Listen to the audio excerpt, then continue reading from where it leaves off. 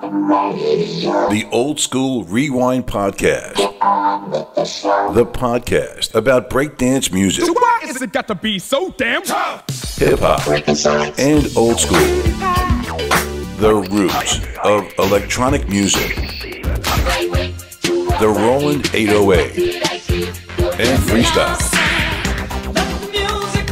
This is the Old School Rewind with Randy Bubba Black on the Podcaster Online Network, Facebook.com. Search Old School Rewind and subscribe now at iTunes with all links at oldschoolrewind.com. This week on the show, Freestyle diva Trinere. You say a one for the trouble, two for the time. Come on, y'all, let's break this. How excited are we to be at the top of the iTunes podcast music chart?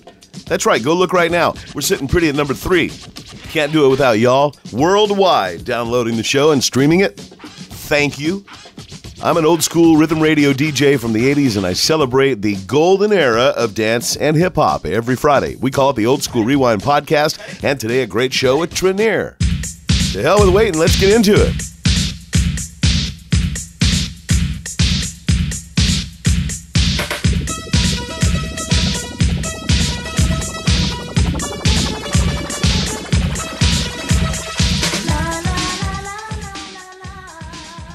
One of the first original mix songs that I ever played ever on the radio came from a gal in Miami. Welcome, Trinere, to the show today. All right.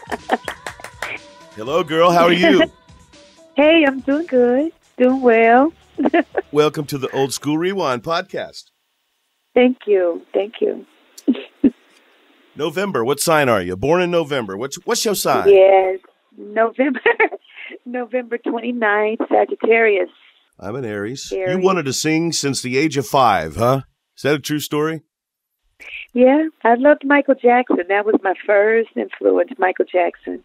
Which song? Oh, all of his songs. Got to Be There, you know. That's why I've Got to Be There. That song I used to love. be there where love began, and that's everywhere she goes. And ABC. Don't you like girl? Never do before. All you gotta do to be after me. ABC, easy as 1, 2, 3. All simple as slow, break me. ABC, 1, 2, 3, baby, you and me, girl. All of the songs, all of Michael's songs when he was a young boy. He was a little kid. Do you sing those songs to yourself at 5 years old? Are those the ones you're singing? When do you first remember singing a song, and what was it? I don't remember what it was, but it was at 5. I know it was at 5 years old. In my home, in my room in my mother's house, I used to always, pretend I was singing in front of, like everybody's story, the same story, singing with a hairbrush in the mirror. That's what most singers do. Especially the ladies. Yeah, the same thing, same stories, yeah. But I was 5. I might have been 4, actually. I think maybe I was 4. What kind of little girl were you running around in Miami? Oh, man, I was a tomboy.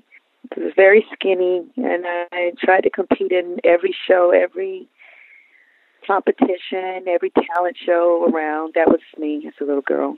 Yeah. What makes you a tomboy? What's fishing? What? For hunting? What do you mean? No, just running, always running around with the boys, barefoot. Okay. Always racing and climbing up trees. I used to think I was going to be a track star because I was so fast. I used to love to run around barefoot. I still do. I jammed my toe 3 times this morning. And it hurts when that happens, doesn't it? Yeah. When did you get to the point in your life? At what age? Were you a teenager? Were you first singing those? Do you do talent shows and stuff like that? Is that how this starts? Throughout my whole young life, when I knew I could sing as a young girl, like seriously around 8, 10 years old, I would, compete in little pageants, little garage talent shows in the neighborhood, any and everything that I could get into. In junior high, all of the talent shows in junior high. Throughout my whole young life, I competed in talent shows and, Miss Florida, Miss this, Miss that. I was in all of the pageants. Oh, okay. Talented Black Teen Miss Miami, the University of Miami. I mean, I was a pageant girl. I loved Gotcha. pageants. I loved talent shows because I loved to compete. I was very competitive. So, and that was at a young age. So, and college is when I got with the band at the University of Miami. I was with Euphoria. Can you find any Euphoria on the internet? I don't think so. I haven't even looked. I haven't even tried myself. Back then, we didn't film a lot of stuff. You know, it wasn't like it is today with the iPhones, and people didn't really do a whole lot of videotaping because it was, back then it wasn't as easy.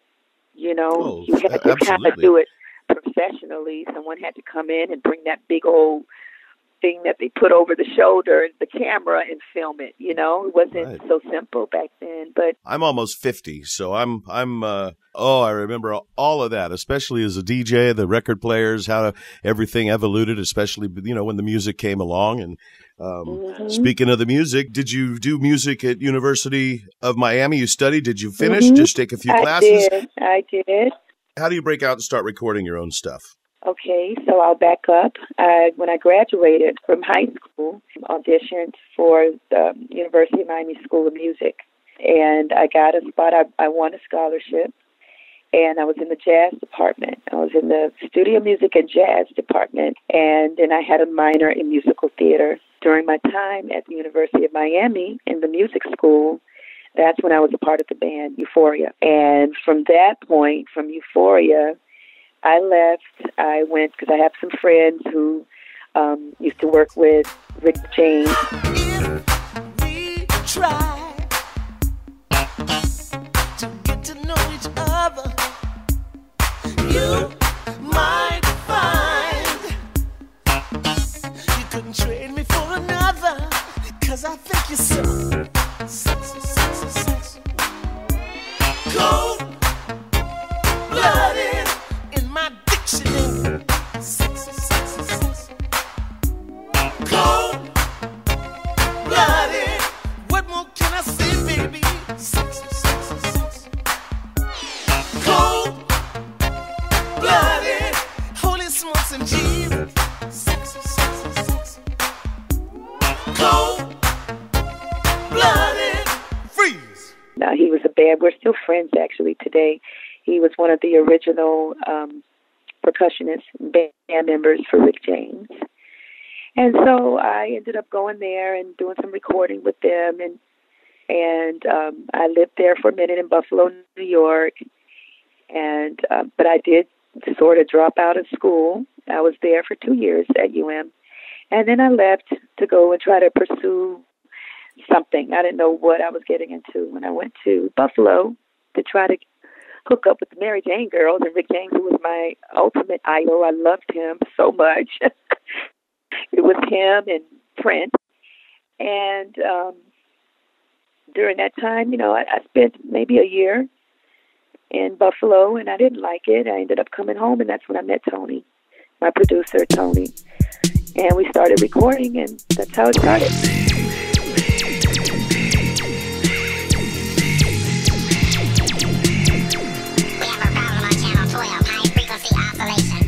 Channel 1, low frequency feedback. We have a problem on channel 16. I believe it's an uncalibrated calculation in syncopation circuits. Track 24, reporting an uncontrollable low frequency beat. We can't seem to locate it. Track 14. Trying to How did Pretty Tony get his first name? Was it because he's pretty?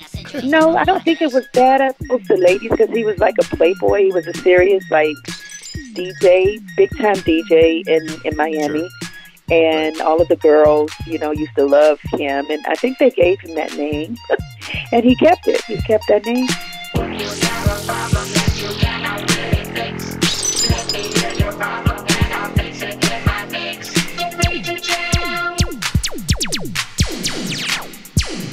Well, heck yeah, that's a good one, especially if the women have given you that name. That's definitely what Yeah. you do, I think.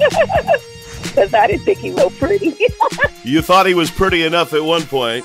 Yeah, no, I did. Yeah, the music was pretty.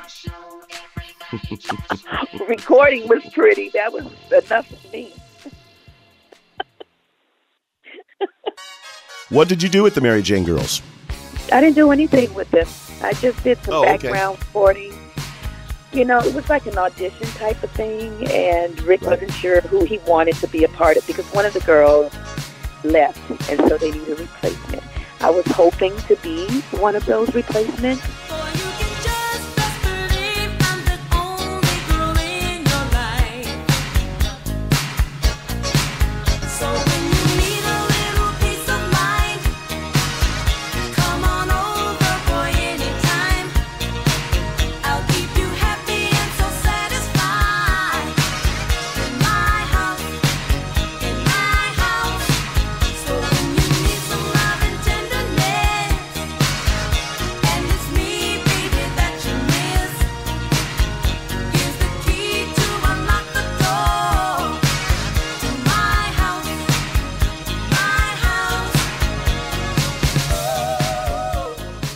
Thank God I wasn't, because I would not have recorded my own music, so it was meant to be.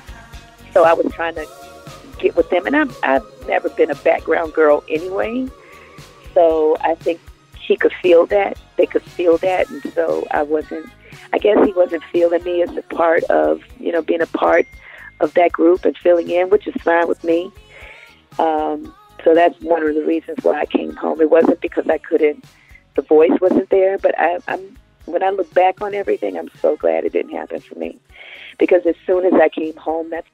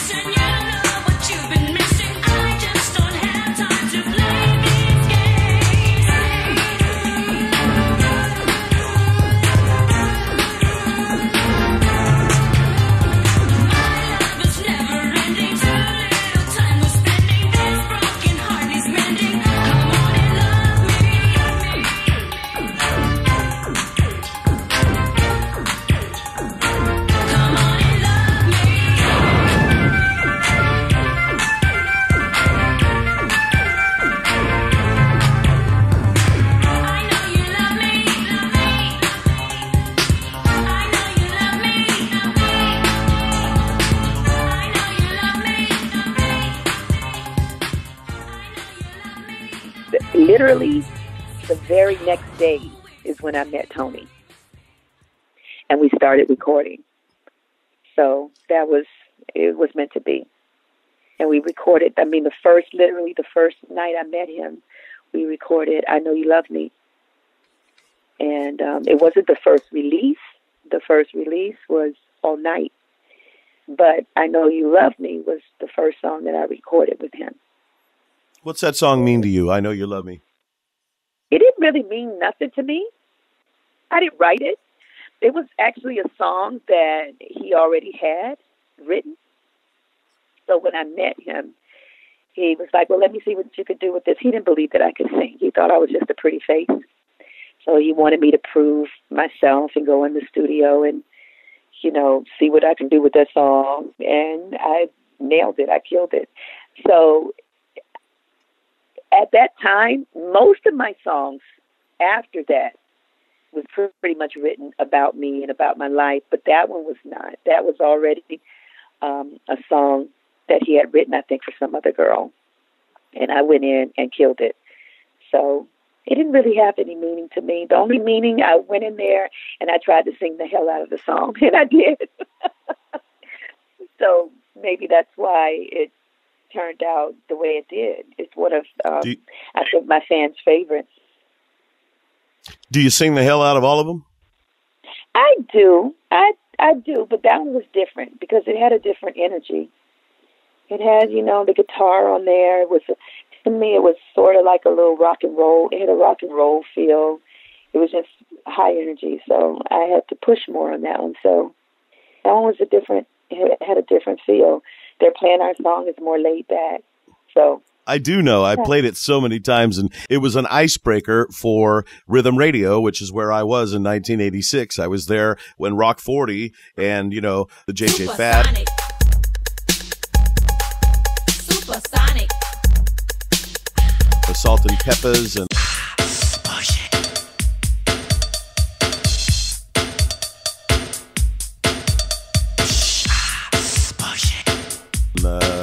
the people that were breaking at pop radio. That was the time. And I just remember going into major markets and hearing you on KMEL in San Francisco, or going down to Sacramento and hearing you on FM 102 or 97 Croy or Quad, because that rhythm format was just starting and was so, because I was in the business, so prevalent to me. How old were you when you did I Know You Love Me? I think I was 19, if I'm not mistaken. I was 19. What kind of music do you listen to in high school? What's your high school music? If you grew up with Michael Jackson Young, what was the high school soundtrack for Trinere? I listened to everybody. I was really more of a, growing up in my home, everything that my parents played was Isley Brothers. Yeah. Well. Yeah.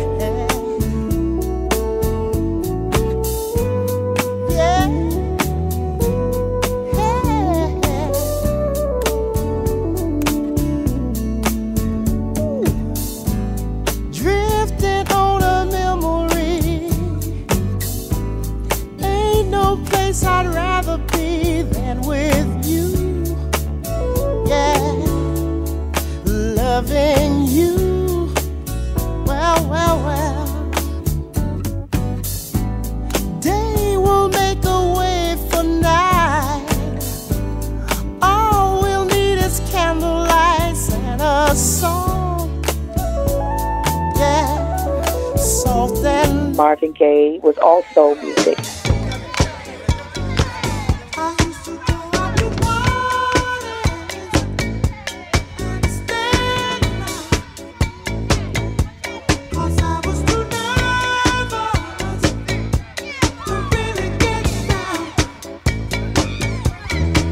My dad used to love to listen to, like on the way to school, he would listen to country music sometimes too. So I listened to everything, and my mother loved opera. She really wanted me to be an opera singer. I could have gone that route. I probably should have. But I didn't. I didn't go that route. I could have gone so many different routes because I majored in jazz, which is my love. I love. My favorite thing to sing, my favorite genre is jazz, smooth jazz. So growing up, I listened to Phyllis Hyman. Measure for measure, your love so much pleasure, like a haunting melody, you came inside and captured me. Natalie Cole.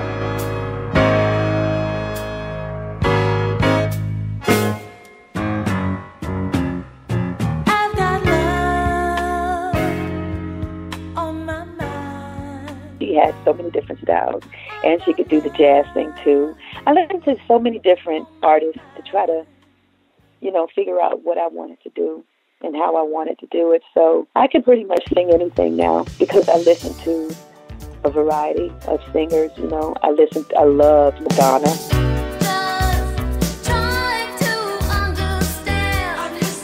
I've given all I can, 'cause you got the best of me. Borderline, feels like I'm going to lose my mind. You just keep on pushing my love over the I love Donna Summer.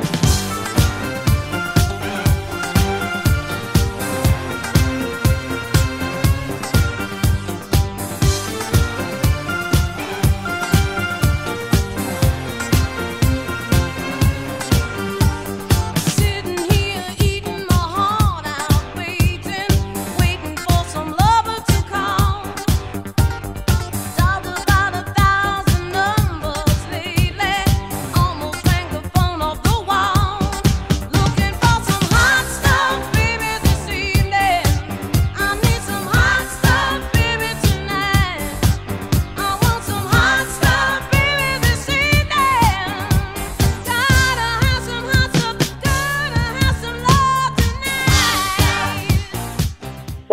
I would listen to everybody.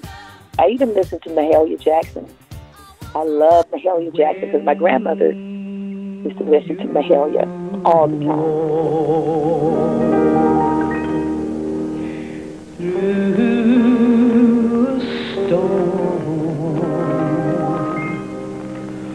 Oh, you're a haze of high, and don't be afraid. I listen to it all. That's why I'm so confused right now. What song do you like to sing from back then? You got a song you sing and makes you think of your dad that you actually perform ever? Did you ever perform any of those? No. Do you do classics and stuff like that ever? No, not in my shows, no. Strictly a freestyle vein?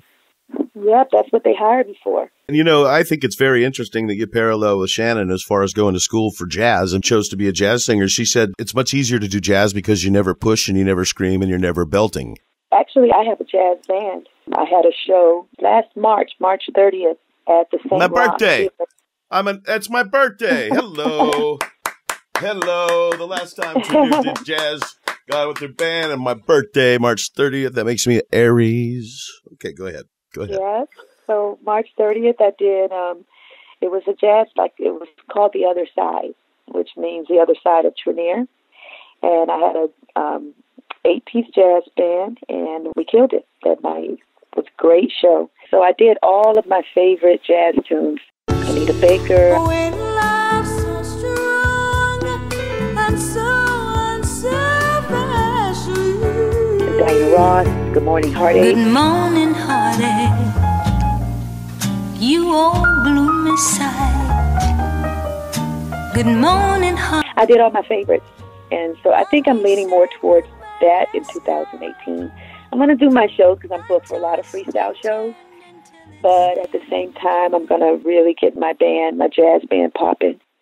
I won't say more fun. It's just more soothing and I'm happier. I'm in a different space when I sing jazz. It's not that I love it more. It just takes me into another vibe. Freestyle, that's my other side. That's my crazy, wild, energetic, murder the stage. I love you dancing around the stage. You dance like we did back then. That's the way I'm used to people dancing. I love that little shimmy and shake you got. Take it for what it's worth. I like doing that, but what makes me really feel good when I'm singing those smooth jazz songs. All Night. What comes to mind when I mention that song?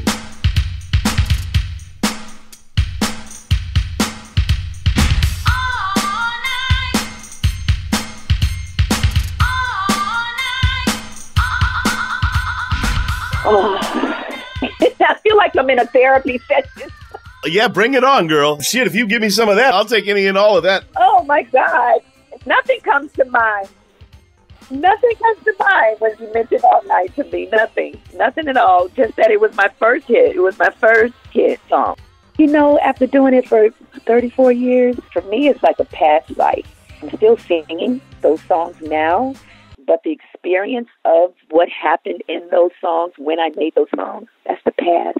I'm not emotionally attached to them anymore. I've kind of let that go. That was a young version of me, young, stupid, crazy, in love little girl that made really bad decisions. So I try to I've released all of that. I perform the songs because my fans love them, but emotionally, I'm not attached to them. I've heard people not want to be called old school artists. I don't want to talk about that. Or not enough money came in and didn't get the right agreement, so it's a sour taste. Is that part of it? Did you not make any money doing it? I mean, I've had bad experiences too. I didn't make any money from the songs, not off of the sale. I'll put it that way. That's a majority of the people I talk to. I could say that I made money and still making money from my performances from those songs. Right. So I'm still, I'm making a living because of the songs, but I'm not emotionally attached to them anymore. It's been 34 years. I've been through a whole lot of different things outside of those songs and what those songs meant to me in 84. I'm a grown-ass woman now. So I'm not thinking about why do you love me anymore. All of the meanings of those songs don't affect me anymore. But people like to hear the stories behind them. Most people know the stories by now. I think you can hear it in the song. That's the story. How did you get introduced to Tony? Through a friend in the neighborhood who knew Sherman Neely, who was the owner of the record company. So they introduced me to him. They knew I could sing. And they said, oh, you need to meet Sherman Neely. He and his friend, Pretty Tony, they have that song that's out, When I Hear Music.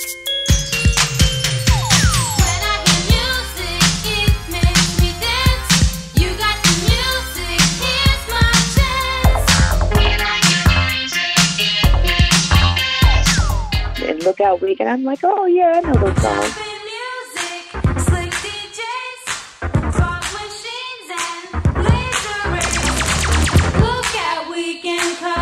And they were like, yeah, that's my friend. You need to meet him.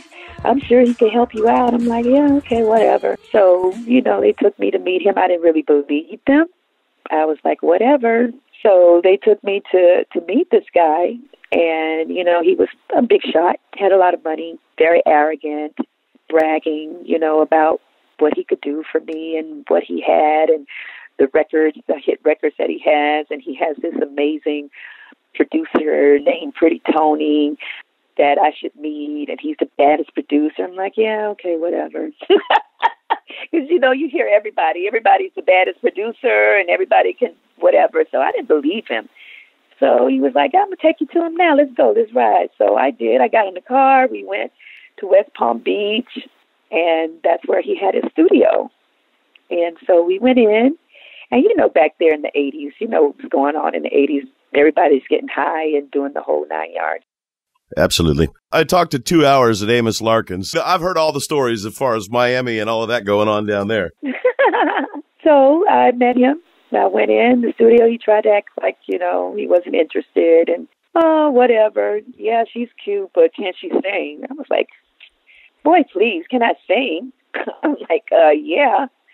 So he really didn't believe me, and I didn't like his attitude. I didn't like him when I first met him. I thought he was very arrogant. I was trying to figure out why they call him Pretty Tony, because to me he was not pretty. And so we kind of didn't hit it off the first night because I guess it was two egos, clashing. So he gave me the song. He let me hear the other girl's version of it. He already had some rough vocals down. And so I listened to it. I was like, yeah, right, I can kill that. And so I went in. Why are you hesitating? How long to stop you waiting? I was killing it. And he was like, okay. So he kept making me do it over and over. And so little did I know, I didn't know, that he was like, recording the tracks. Yeah, recording the track and tripling it and doing all this extra stuff. And so when I finished doing what I was doing in the vocal booth, I came out and I listened to it and I heard myself back. I was so excited. I'm like, oh my God, damn, I sound good. That was like my first time really hearing myself back in that way, Was he any prettier at that point? Yeah, he started getting real pretty.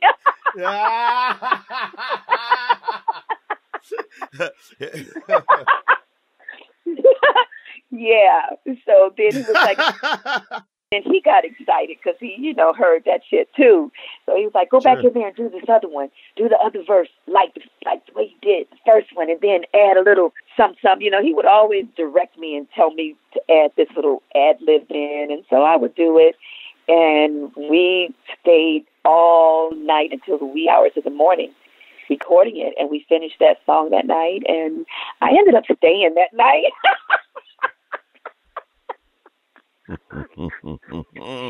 It was good. The session was really good, and so I ended up falling asleep there. And then the next morning we got up and we recorded another song, and I pretty much stayed there the first week. And I had my girlfriend, bring me clothes. And then my mother was upset. My mother was, calling the police, saying they kidnapped her. These drug dealers kidnapped her and she's all the way in West Palm Beach. And you are shitting me. No, I'm like, what are you doing, Mom? You are shitting me, Trinere. No. she thought they kidnapped me because I had never done anything like that before. But I was excited, and I was grown. I was grown. I thought I was. She, had heard so much about Pretty Tony and Sherman Neely and talking to her friends, and what the streets was saying about these cats. And I'm like, Mom, no, I'm really working. I'm recording. And I let her hear some of it over the phone so to calm her down a little bit. She was still not having it. She wasn't happy. And she was like, well, you don't need to be staying up there. You need to come home sometime. I'm like, Mom, I'm working. I'm recording. So she kind of left me alone. But the first week was horrible. My mother was like, they kidnapped her. You drug dealers got her down there in West Palm Beach. I'm like, Mom, I'm working. I'm singing. And then, when we finally did everything and recorded all night, and she heard that over the radio, she was like, I called her. She was at work. I'm like, Mom, turn on the radio. And she turned it on in her office, and everybody was listening. So she was pretty happy by then. And Tony got prettier to Mom all of a sudden. Yeah.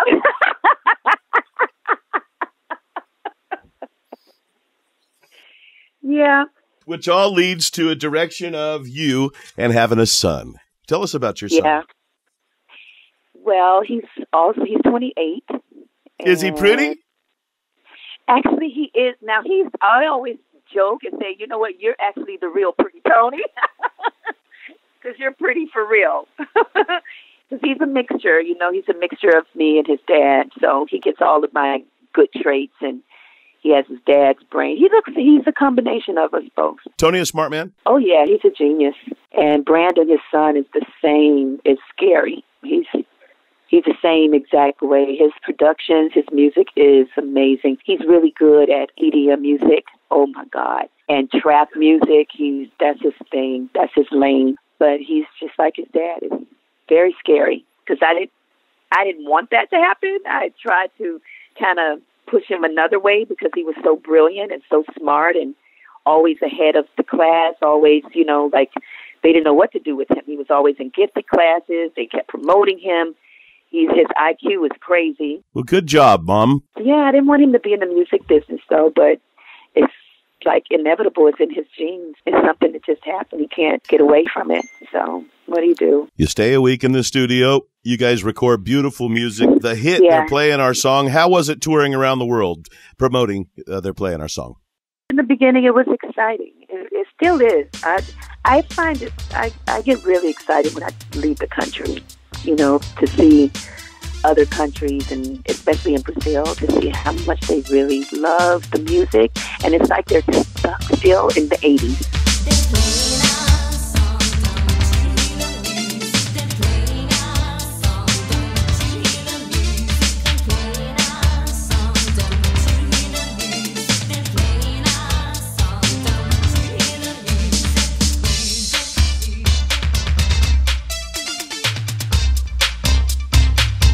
They love the vinyls, the DJs. They just go crazy over all of the music, all of the Miami bass sound, all of the Pretty Tony hits, the freestyle hits. It's amazing. It's to go out of the country and to see that. But even here in California, we're selling out shows still. It's amazing. It's the fan base is serious. And I imagine Northern California does a lot for you, too. Here at, San Jose, Bay Area, Sacramento, just a recurring thing? Yeah, it is. Always has been, I imagine. Oh, yeah. California's always been my biggest market. California, Europe, and Brazil. But here in the States, I've always made tons of money in California. California shows, the fans, unbelievable, unreal. They are diehard fans. Where are the best fans? Are they in Florida? For me, the best fans are in California, San Diego, San Jose. Those are my two favorite cities in L.A. Where do you go when you come to San Jose? You've been here enough over the years. I don't remember the name of the arena. Is it the SAP Arena? The SAP, yeah. Yeah, SAP. I say SAP. Yeah. I'm in Stockton, and you came to the hockey, our new hockey arena. I believe it was 2 years ago, I think. Yeah, with the Freestyle explosion. I was screaming like a little bitch up in the Coliseum seats to see you all. I just got to tell you. Yeah. Like a little girl. I got a video of you shaking it around up there. Yeah, that's me. 2018 is going to be even crazier this year. I've been working out hard and, getting more energy, slimming down. So it's going to be crazy good this year. It's going to be a very energetic show. Yeah. Interesting quote I heard you say in another interview. The artists now are great. They have it so easy and they're making so much money. Yeah, they are. Stevie B's happy for them. I'm happy for them, too. Are you happy for the plight of the young urban performer that you guys were and didn't get the shit, or it just didn't come out that way? And then these guys now, seems like they do it with ease. Does that make you mad? Or are you proud of? Are you happy for them? Stevie's happy for them. I'm happy. I'm not happy for all of them. No, I'm happy for the ones that have real talent. Yeah, the ones that don't have real talent, no. Because you got artists that's out there that really know their craft and really work hard and give a show. And, it's something that they were born to do. Yeah, I'm happy for those. But for the ones that just want to sing about any damn thing and, back it up, I'm not happy for them. I'm sorry. There's literally songs on the air now, them cooking crack cocaine. Just literally. The trap songs. Good. I'm glad that they can make that money, but I wouldn't say that I'm happy about it. I'm not. I prefer to see a true, legitimate artist that has really worked on their craft, has pride in their craft, and really has something going for them. Now, the new Cardi B girl, I like her song. I sing it all the time. I love her song. But to me now, she's got to prove herself and keep it going. Develop what you have. You made it. You kind of got a little lucky. So I am happy for her because it is, like the Cinderella tale. Everybody, wants to be lucky like that. Okay? She's got it. She's grabbed, a hold of something. And I want her to develop it. I want to see what she's going to do with it. If she's going to develop it, I think she's recording with everybody. She just did something with Bruno Mars. Excellent. And she sounds great. I want to see what she's going to develop with her whole image, too. Her life. I don't dance now, I make money move. Say I don't gotta dance, I make money move. If I see you now speak, that means I don't fuck with you. I'm a boss, you a worker, bitch, I make bloody moves. Now she say she gon' do what or who? Let's find out and see. Cardi B, you know where I'm at, you know where I be. You in the club, just to party, I'm there, I get paid a fee. I be in and out them banks so much, I know they tired. I respect Nicki Minaj. No, I'm not lucky, I'm blessed. Yes, clap for the heavyweight champ, me. But I couldn't do it all alone. We, young money raised me. Grew up out in Paisley, Southside Jamaica, Queens, and it's crazy. Cause I'm still hood, Hollywood couldn't change me. Shout out to my haters, sorry that you couldn't faze me. Ain't being cocky, we just vindicated. Best believe that when we done this moment, we'll be syndicated. I don't know, this night just remind me of everything they deprived me of. Put your drinks up. It's a celebration every time we link up. We done did everything they could think of. Greatness is what we on the brink of. I wish that I could have this moment for life. For life. For life. 'Cause in this moment I just feel so alive. Nicki came pretty much from the same type of background, even though she wasn't a stripper. That same hard type of background, but Nicki, she developed her craft. She developed her image. She changed some things up. She cleaned up a little bit. She got a little, little classier. She got her everything, her whole look together. She changed, she grew and she developed herself. It's, I want to see, okay, you got this thing. I want to see what you do with it. And I think that's with everybody, though. Everybody needs to, you got to prove yourself. Can you make a legitimate second hit or third hit, which she has?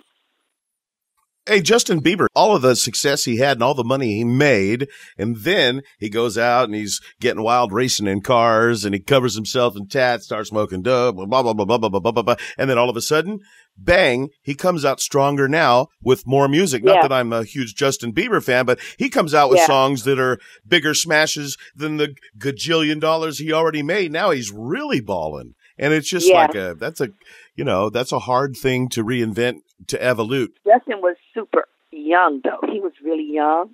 And I just think it just was like, with him, it was just like a personality change. He had to find himself. You know, he had to become a man, to be crazy, get all that money and go buck wild. But he made it. I think that he came full circle, and now he's back on top. He seems to be mellowing out, you know, getting some sense in his head. You know, that's good. I love to see that. You know, but for the artists that, you know, just happen to get lucky, just hold on. I don't like to see artists like the rappers who get all this money and they just throw it away and blow it, thinking that tomorrow is promised and that they're going to still be this amazing rapper 5-10 years from now. It's not. Man, I wish I was their mom to tell them, don't spend like that. Save it. Invest, because this music business is crazy. You hot today, but you may not be hot in 3 years. You better ask Soulja Boy. Soulja Boy, I finna. Why me crack it? Why me roll? Why me crack that Soulja Boy? That Superman? That now why me crack that Soulja? Now why me crack that Soulja? Now why me crack that Soulja? Now why me crack that Soulja? Now what? Soulja Boy, I finna. You better ask Soulja Boy. And Lil Wayne. Like a lollipop. She said I'm like a lollipop. Had a lot of crooks try to steal your heart.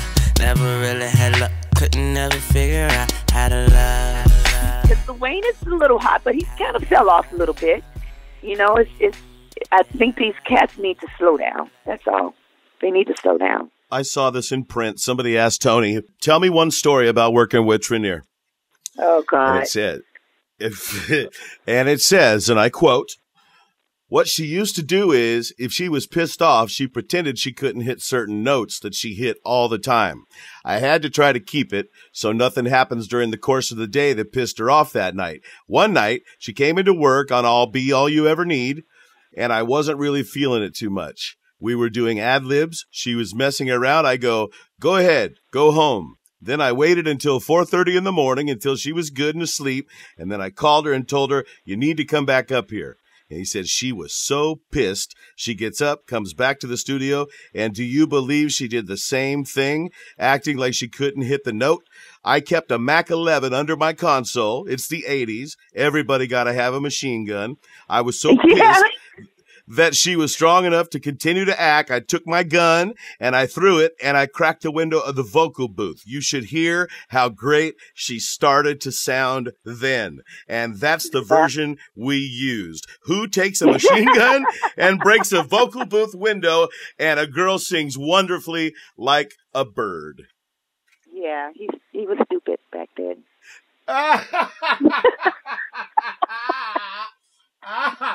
Did he have it on point? Hey, does he have you nailed down? Yeah, I remember something like that. But, you know, back then in those days, we used to be kind of crazy. We was very crazy back then. I was young with this.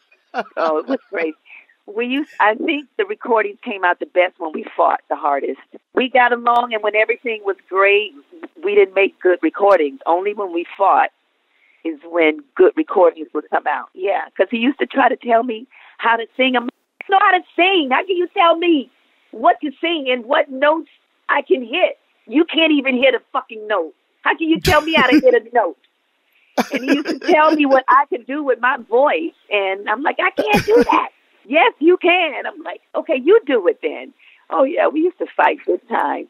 But when I look back at it and I listen and I remember the ad-libs that he used to tell me to do, they ended up being like the catchiest parts because he could hear it, but he couldn't really interpret it or sing it.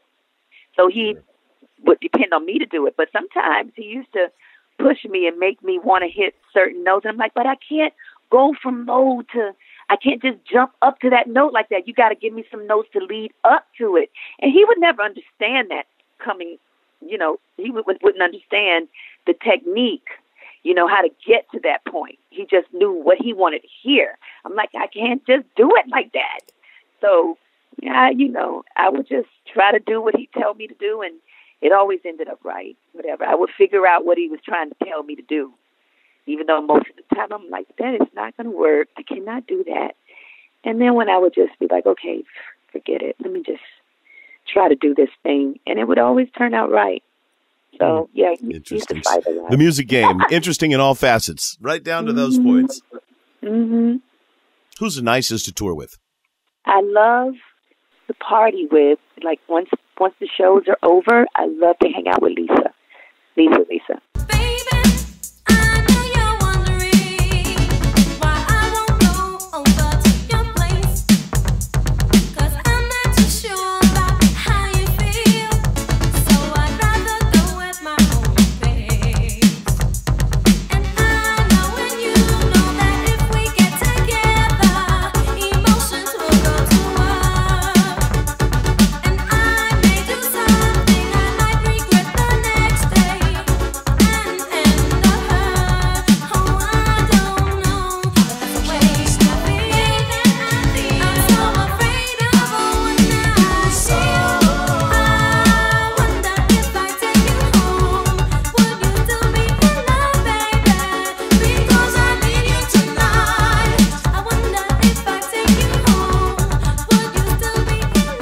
There's for weird stalkers, for crazies. Wikipedia says you can find Trinere at Rosie's Dog Beach in Long Beach.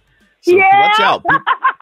Go get that shit off Wikipedia. You got some guy. Hi, some guy comes up, picking boogers and wearing an overcoat. Hey, Trinere. Yeah, it says that right here. How did it get on there? Who puts that on there? You got to go see. It's under present day. It says right here, she loves to cook, not shy about posting her creations. She has a little dog named Bugsy. Oh, my God. She frequently takes to Rosie's Dog Beach in Long Beach. Yeah. Wow. I was in Long Beach yesterday. I showed up and talked. Oh, my God. Okay. That is crazy. So I guess all of the information that I put on Facebook, someone is gathering that information and putting it on Wikipedia. That's right. Yeah, I need to take that stuff off. Oh, my God. Yeah, my ex-boyfriend used to say that all the time. You need to stop telling people what you're doing and where you're going all the time.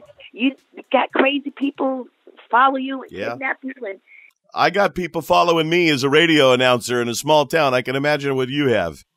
Oh, my God. What would you like to say right now to anybody that's listening, your fans? You want to promote anything, your socials? Well, I just want to say thanks for supporting me. Thanks for continuing to love me all these years. And I'm going to keep, trying to get better. And hopefully in 2018, if they're able to make it out to one of my shows, that they will come out and enjoy my show, because 2018 is going to be crazy good. My show is going to be better, bigger, and more energetic. And let's just hope for a great year for everyone. Are you single? I am single again, unfortunately. I had a very, very bad breakup and still kind of getting over it. But yeah, I'm single. For my knight in shining armor is coming to my life. A good, mature man. I'm going to find a good-ass man. Yeah, no, I got you. At least 45. I'm tired of the young boys. My ex, he was like 34 when I met him. So, I need a mature man now. Do you have your own title in print or something? What do you like to be called? Are you a freestyle diva? Yeah, I'm a diva. You're one of the many freestyle divas. Whatever my fans want me to be. A lot of my fans say that I am the queen of freestyle music, and I'll take that. I'm a queen anyway, whether it's a freestyle or whatever. I'm a queen, period. I am a diva of freestyle music. I am one of the pioneers of freestyle music out of Miami. So, yeah, I don't really have a title, but I can be all those things. I can walk in all of those things.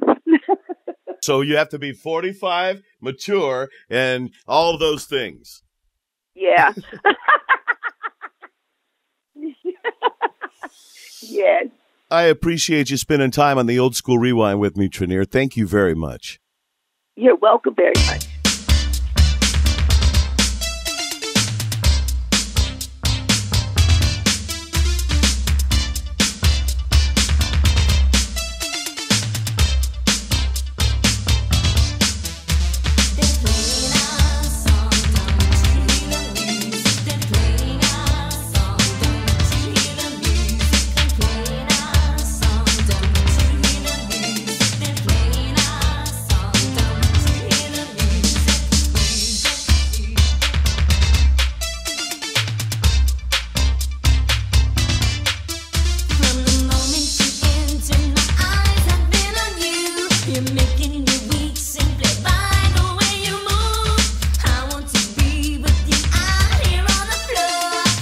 seems to me like we danced somewhere before.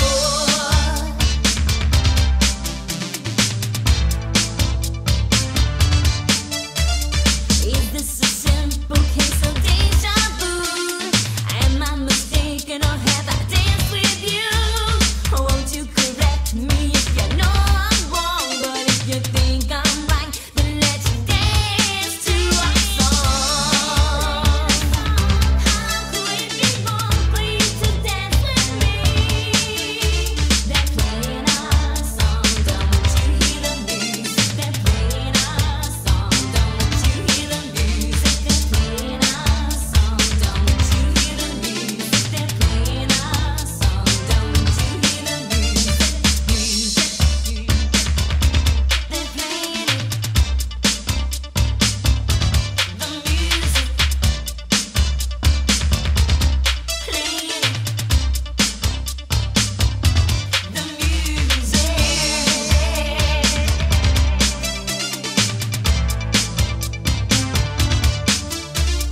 So far you danced with every girl but me. The way you're moving makes my heart just skip a beat. Why don't you hold me and turn me around? Lift me up in your arms and never let me down. How could it be wrong for you to dance with me?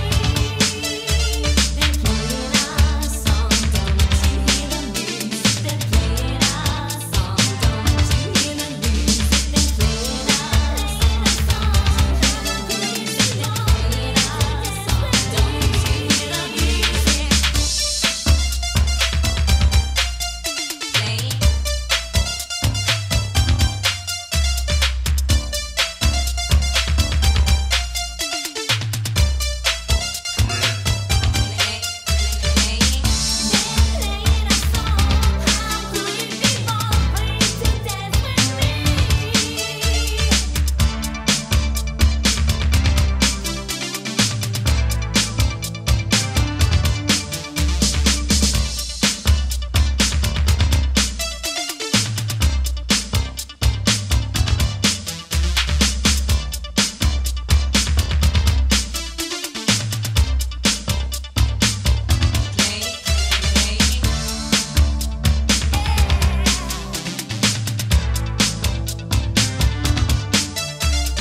I've got to have you just for one more dance. This is the night I feel I have to take a chance. I've got to make a move before the music ends. I hate to believe that you'll never come again.